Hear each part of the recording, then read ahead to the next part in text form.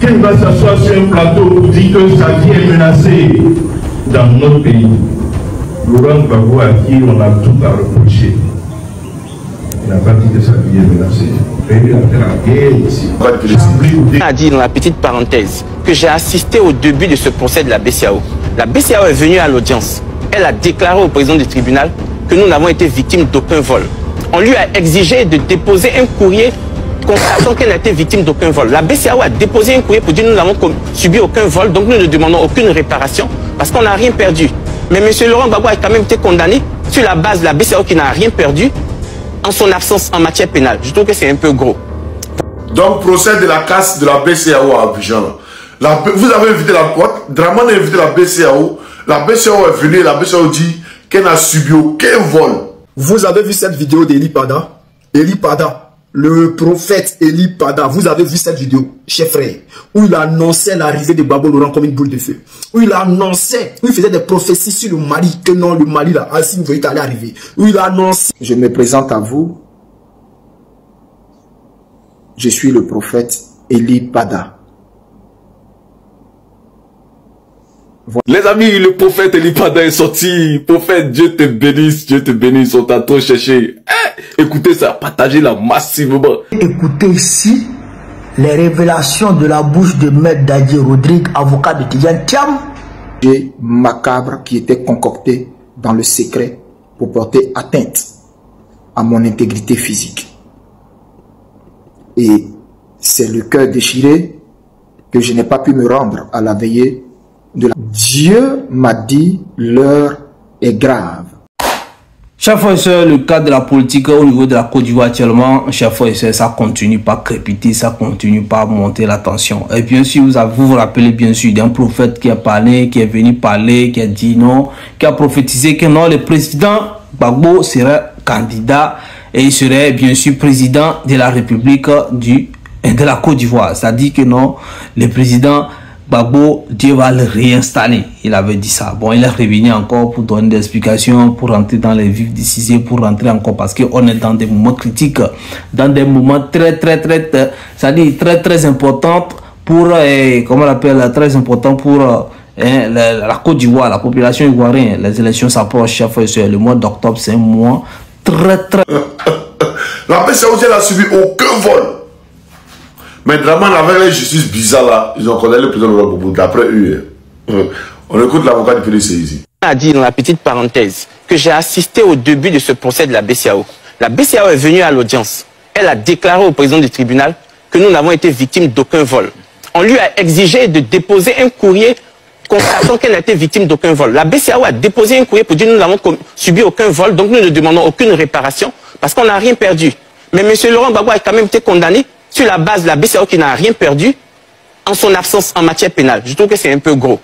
Pour moi, on devrait prendre une loi d'amnistie et tourner cette page. Maintenant, pour... Voilà. Ça, c'est l'avocat du PDCI. C'est un Adjoukrou. Voilà. L'adversaire, il est Adjoukrou. Et puis, il est consistant. Nous, on est consistants. Sauf des Adjoukrou qui ont... Voilà. Il y a des Adjoukrou, les grands-parents, là. Voilà. C'est d'autres ethnies. Mais ils sont médaillés, les parents sont venus chez nous, ils ont marié femme à Djoukrou, ils ont fait enfant. Voilà, et puis l'enfant, voilà. Mais quand il a dit ça, votre vénéré maire, le maire des souffrances sans 2 F, le maire des souffrances avec un seul F, ben, il a répondu, et on va voir sa réponse. Je pèse mes mots. Quand j'étais dans ce procès, la BCEAO a déclaré, verbalement et pas écrit, qu'elle n'a subi aucun vol. On parle toujours du cas de la BCEAO. Même les autorités parlent toujours du cas de la BCEAO. Ils nous ont jamais dit le cas de la BCEAO et des autres banques. Sinon, il y a d'autres banques dedans. Okay. Oui, excusez-moi. Ce n'est pas à l'ordre du jour. Pour revenir à notre débat. Ce qui est bien dans cette émission, c'est que l'émission est filmée, elle est en direct et les internautes la suivent. Bon, le monsieur dit il y a d'autres banques. Il y a d'autres banques, mais on ne sait pas c'est quelle banque. Vous ferez point connaître là où je me trouve. Mais sachez, comme vous me voyez, que je vais bien. Dieu a été bon envers moi. Dieu a reconnu que je n'ai été coupable de rien du tout, si ce n'est d'annoncer son plan, sa parole et ses décrets. Eli Pada, le prophète Eli Pada, vous avez vu cette vidéo, chers frères, où il annonçait l'arrivée de Gbagbo Laurent comme une boule. Des prophéties sur le Mali, que non, le Mali, là, Assimi Goïta allait arriver. Où il annonçait qu'au Burkina Faso, Ibrahim Traoré allait arriver. Où il annonçait le changement au Gabon. Eli Pada qui a été arrêté. Eli Pada qui a été jeté en cabas. On ne sait pas. Décisif dans la vie des Ivoiriens, dans la vie politique, bien sûr, dans tout ce qui est ivoirien, voilà. Donc, ça là, c'est normal. Et là, les cas de ceux qui sont radiés sur la liste électorale, le président Thiam, le président Laurent Gbagbo, chaque fois, ça ne fait pas unanimité, ça parle et ça crépite. Et là, voilà notre prophète qui sort également pour encore parler sur ceux qui sont déjà au niveau, bien sûr, de la gestion du pays et ceux qui sont dehors, tout ça, vous avez écouté, vous allez écouter encore. Également, en parlant de la BCEAO, chaque fois, c'est la condamnation du président Laurent Gbagbo. Et bien sûr, le militant, pardon, l'avocat du président Thiam, vous savez, il y a eu un débat également qui a vraiment bousculé la toile. Voilà, il y a des explications. Chaque fois, je vous ai dit que les politiciens veulent nous amener dans une science que nous-mêmes là on peut pas se maîtriser. Ça dit tout le monde donne son explication. Tout le monde entend envoyer la loi dit que la loi dit qu'on ne sait même pas. C'est comme si les lois sont différentes. Chaque fois, concernant la condamnation du président Laurent Gbagbo, vous savez, les présidents de Laurent Gbagbo et le PPAC sont déterminés à aller aux élections. Et ils ont des revendications concernant bien sûr la révision de la liste électorale. Ça c'est clair. Maintenant le PDC aussi a cette revendication. Même les COJAP et les autres, beaucoup de partis politiques. Donc là, maintenant qu'est-ce qui va se passer? On dit que le président Laurent Gbagbo a été mal condamné pour les 20 ans. D'abord il est condamné à 20 ans, mais je donc ça veut dire que la condamnation est directement fixée ou bien cible simplement le fait qu'on ne veut pas qu'il soit sur la liste électorale. Voilà l'explication. C'est donc parce que on dit, ce qui m'a intrigué, ce qui a retiré mon attention là-bas, c'est que non, pour ça, on a condamné quoi? Pour avoir baqué la BCEAO. On est d'accord. Maintenant, le maître, l'avocat du président Thiam dit que lui, il était là, à ce procès-là, qu'on a condamné le président Laurent Gbagbo là. Que le président Laurent Gbagbo, il doit être amnistié. C'est-à-dire, on doit oublier, on doit relever tout ça, on doit oublier tout ça. Que la BCEAO qu'on est en train de juger, c'est-à-dire, la BCEAO même n'a pas porté plainte. Voyons, la BCEAO même qu'on dit qu'il n'a pas braqué. Il a braqué. La BCEAO même ne se plaint pas. Donc, c'est le gouvernement qui dit non. Pourquoi tu as fait ça à celui-ci? C'est pas bon, non, tu condamnes. Là, celui qu'on a fait ça, il dit qu'il ne l'a rien fait. Donc, ça veut dire qu'il dit qu'il est laissé. Donc, c'est ça même qui intrigue, c'est ça même qui fait, c'est ça même qui dérange au fait, c'est ça même que les gens ne comprennent pas. Moi, j'ai appris ça, j'ai dit bon, on a fait confiance à notre gouvernement de la Côte d'Ivoire là, mais il y a certains trucs qu'on ne comprend pas, hein. Ouais, on ne comprend pas, hein. Parce qu'on dit, la BCEAO était là, était représentée au niveau de ces procès. Les maîtres de l'avocat du président. Monsieur Gbagbo, pour l'instant, pour qui j'ai beaucoup de respect et d'admiration, est frappé d'une décision injuste qui le rend inéligible. Décision pour moi que l'État ivoirien devrait retirer parce qu'ils l'ont jugé en son absence et ça ne se fait pas. On juge un homme en face de lui et il a les moyens de répondre à ce pourquoi on le poursuit. Je tiens à dire dans la petite parenthèse que j'ai assisté au début de ce procès de la BCEAO.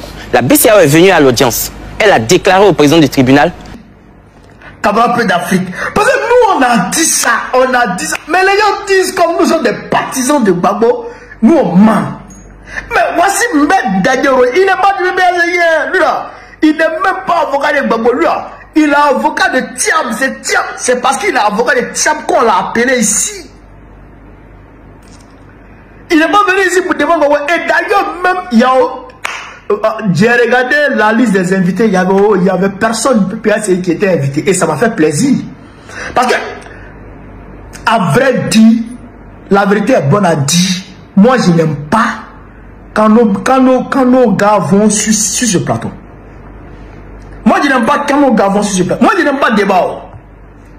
Moi, je le dis clairement, je n'aime pas les débats. Parce que c'est dans le débat, celui qui ne t'arrive pas à la cheville va profiter du débat pour te parler mal. Est-ce que vous me voyez encore sur parler de quelqu'un? Non, je ne veux pas sur parler. Quelqu'un qui est quelque part là-bas, qui ne se brosse même pas, il ne se brosse pas. Bon, regardez, Doumbia là, Doumbia, lui c'est un ancien fou. C'est un ancien fou qui est en train de faire débat.